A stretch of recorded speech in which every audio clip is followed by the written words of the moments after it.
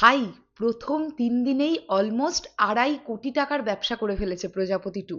মানে আমার প্রেডিকশন তো তাই বলছে।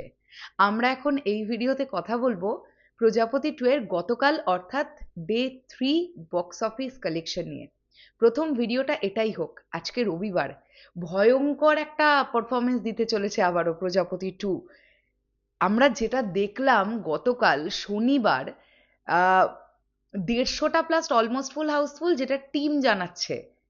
আমাদের ধারণা এই সংখ্যাটা টিম যেটা জানিয়েছে তার থেকেও বেশি হবে, কারণ এরকম এখনো কিছু সিঙ্গেল স্ক্রিনস আছে যেগুলোর খবর হয়তো কেউ জানেই না, তারা তাদের মতন ব্যবসা করছে, হতেই পারে। এবং সব সিনেমা হলগুলোই অলমোস্ট ফুল হাউসফুল হয়েছে, যেগুলো সেইগুলোর সংখ্যাটা 150, আর যেগুলো মোটামুটি 30% 40% করে করে অকুপেন্সি গেছে, সেই হলগুলো থেকেও তো বিজনেস হয়েছে। তাহলে আমরা সবটা মিলিয়ে ধরবো তো। তাহলে ডে 3-তে প্রজাপতি টু কিরকম বক্স অফিস করতে পারলো, আমার ধারণা বা আমার প্রেডিকশন কি বলছে। হ্যালো এভরিওয়ান, আমি পৌশালী চলে এলাম আজকের প্রথম ভিডিও নিয়ে। প্রথমেই বলি সকলকে ভেরি গুড মর্নিং। আশা করছি তোমরা সবাই খুব ভালো আছো। বাইরে না ভাই ট্রিমেন্ডাস লেভেলের ঠান্ডা, সো সবাই খুব সাবধানে থাকো এবং চুটিয়ে বাংলা সিনেমা দেখো। সামনে নিউ ইয়ার আসছে, 2025কে আমরা বিদায় জানাবো। তো সিনেমা হল ভর্তি করে বাংলা সিনেমা দেখো, যার যেটা মনে হচ্ছে সে সেটা দেখো। প্রজাপতি টু বিজনেসের দিক থেকে সবচাইতে এগিয়ে আছে, এটা নিয়ে কোনো ডাউট নেই। তো গতকালের ডেটে 150টা অলমোস্ট ফুল হাউসফুল যদি হয়ে থাকে, আমার ধারণা প্রায় 75 থেকে 80 লাখ টাকার একটা নেট কালেকশন করেছে প্রজাপতি টু। আর গ্রস যদি বলি, সেটা 1 কোটির গন্ডি মোটামুটি ছুঁয়ে গেছে। এটা আমার প্রেডিকশন, আমি আবারও বলছি এটা আমার প্রেডিকশন। তো প্রথম দুদিনের শেষে প্রজাপতি টু এর বক্স অফিস আমার ধারণা ছিল অলমোস্ট 1.5 কোটি টাকা।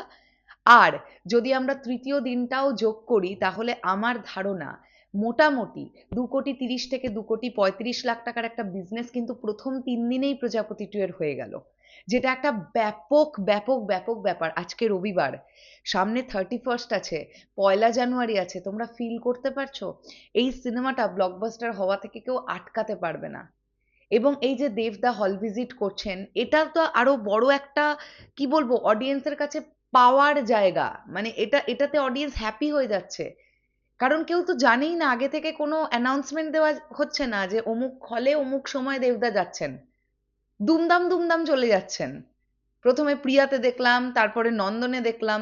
তো সেখানে যারা সিনেমা দেখছেন তাদের কাছে এটা একটা বড় পাওয়া। এবং এই যে তারা হল থেকে বেরিয়ে এই যে বন্ধু বান্ধব বা আত্মীয় পরিজন তাদেরকে বলবে দেব এসছিল দেব এসছিল, এইগুলো ওয়ার্ড অফ মাউথ। এবং প্রজাপতি টু এর ওয়ার্ড অফ মাউথ কিন্তু স্ট্রং আছে, যে কারণের জন্য সিনেমাটা দারুণভাবে চলছে, এটা নিয়ে কোনো ডাউট নেই।